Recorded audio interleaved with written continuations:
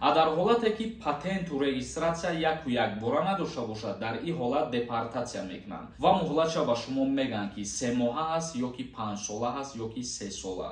хатона ҳурмат кунед, ин ҳамин қадар гаптон мегӯям. тамом. ширкати шифофармо барои шумо дорӯҳои безарар ва фоидаоверро тавсия медиҳад. миноксидил барои зиёд кардани риш ва мӯи сар, эпимедиумная паста барои зиёд кардани қувваи мард, инчунин дорӯҳо барои сангу намаки гурдаро нест кардан ва дорӯҳо барои фарбеҳ ё хароб кардан ва инчунин дорӯҳо барои нест кардани простатит. ҳатман аз номи канали мо муроҷиат кунед, тахфиф карда мешавад. рақамҳо дар рӯи экран. ассалому алайкум ба ҳама тамошобинони барномаҳои канали Юрист TJ. тамошобинони азиз, ҳатман видеоро то охирша тамошо кунед. чӣ хеле ки шумо дар комментарияҳо менависондед ки оиди видварения кардан дар Федератсияи Русия як видеои алоҳида кун, ин видео дар ҳамин мавзӯъ мебошад. ҳатман лайк мондана фаромӯш накунед.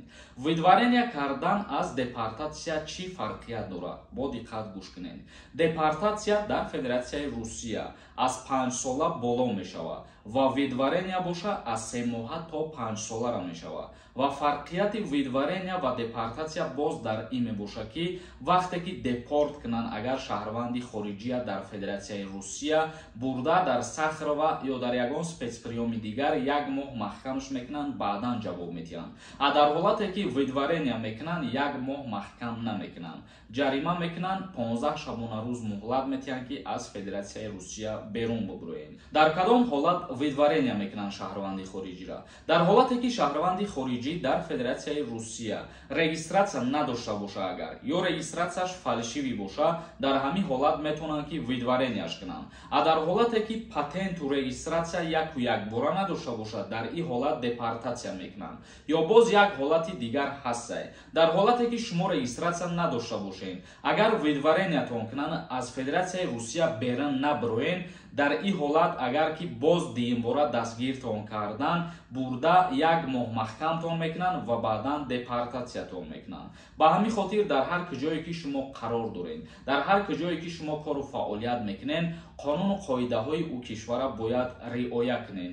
ва як чизи дигаре гуфтан мегзарем. бисёр ҳолатҳое мешавад ки дар авфи муҳоҷирон дар ҳамун як пунктуш мега президенти Федератсияи Русия ки нафароне бо тариқи ҳалномаи суд аз Федератсияи Русия ихроҷ шудагиянд, авф ба ӯ шахсиятҳо тааллуқ надорад. гуфта мешавад ки видварения бо тариқи ҳалномаи суд мебошад. аз ҳамин хотир дар бисёр ҳолатҳо видваренияра авф намекунанд. чӣ хел муҳлати видваренияра бифаҳмед? ҳозир дар инҷа савол ба миён меояд. ҳамун суде ки қарор мебурора нисбати шуморо видварения кардан аз қаламрави Русия, шумо метавонед ки аз ҳамунҷа пурсон шавед ва муҳлатша ба шумо мегӯянд. дар мавзӯи видварения кардан як чизи муҳими дигара дар ҳаминҷа қайд мекунанд. вақте ки қарори суд мебуроя, шумо 15 шабона рӯз ё 10 шабона рӯз ҳақ доред ки дар Россия бигардед. баъди ба итмом расидани ана ҳамин рӯзҳо дигар шумо ҳаққи истодан надоред дар Россия. ва вақте ки шумо аз Россия берун мебуроед, баъди 60 рӯз дар база дани мебуроя ки шумо запрет на въезд шудагиед. ба ҳамин хотир ин чизҳоро хуб ба назар бигиред. тамошобинони азиз, чӣ хеле ки ман ваъда карда будам дар бораи видварения видео мекунам, ина видеои кӯтоҳ ва сода карда баҳри шумо пешниҳод кардам. тамошобинони азиз, дар ҳаминҷа оиди конкурсе ки дар канали ма рафтесай, камтара гап мезанам, видеоро нагзаронед, дастгирӣ кардана фаромӯш накунед. ман ҳамаи шумо да гап надорам ба ин дастгирӣ кардантон. ай дирӯза реклама кардагии ма қариб 1000 билет рафт, ин ҳамаш ба воситаи дастгирии шумоае. имрӯзам як дастгирии дигар кунем, охирон рӯзае ки рекламаш мекунам, дигар аксия намекунем. нафарое ки мехоҳанд аз конкурси ма билет харидорӣ кунанд, нархи як дона билет 250 рубла дар бар мегирад. ба 1000 рубл 10 дона билетон метиҳем, ба 2000 рубл 20 дона билетон метиҳем.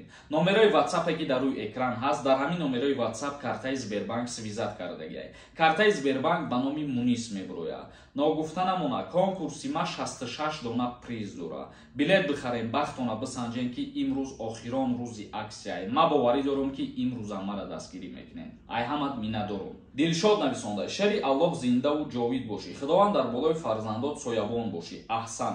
Ма як мухлиси ашадии шумо. Ма чӣ гуфтаниям? Ба гапи ҳар хел ахмақҳо аҳамият натен. Ба худованд бисполшон. Зинда бошӣ брат. Офарин.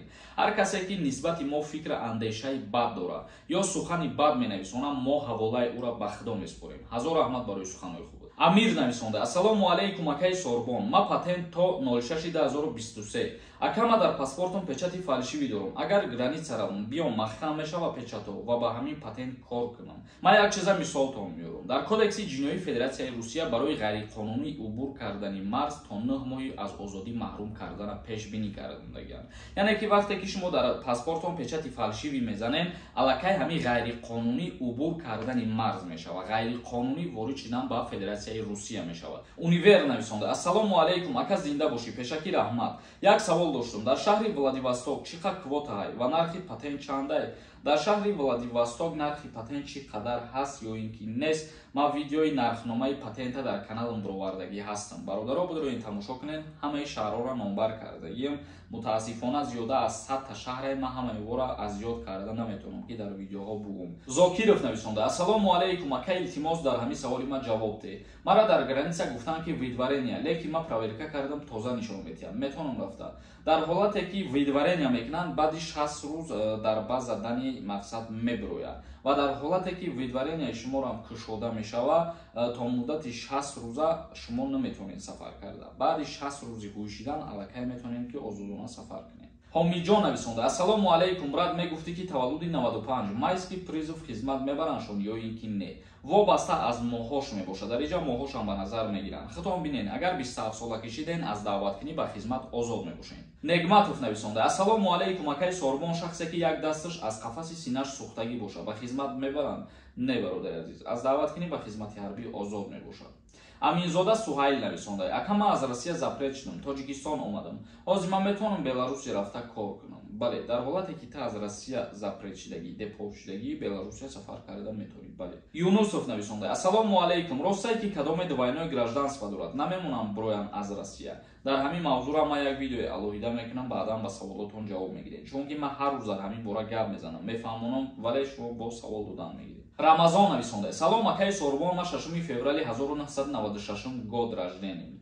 Ду фарзанд дорам, мебарам хизмат. Агар 98 ам боша соли таваллудат, вақте ки ду фарзанд доштагӣ бошӣ, ба хизмат даъват намешед. Фозил Давлатов нависонда: ассалому алайкум Сорбонҷон, илтимос кадоме гапҳои сахт менависанд, нахон хубтар мешавад. Бале, дуруст қайд кардӣ. Ҳар касе ки суханҳои бад менависонад, вай вақти худша сарф мекунад ва вақти худша мегирад. Ман метавонам ки ҳамун комментарияҳоро просто бигирам, удалит кунам ва нахонамшон. Ва ҳамин хотир худтона ғам натиҳед. Касое ки нияти бад доред, суханои бад гуфтанед, худтона ҳурмат кунед. Ин ҳамин қадар гаптон мегум. Тамом. Тамошобинони азиз, ба ҳамин видеои имрӯзаро ҷамъбаст мекунем то барномаҳои оянда. Худованд ҳамаи мо шуморо нигаҳбон бошад.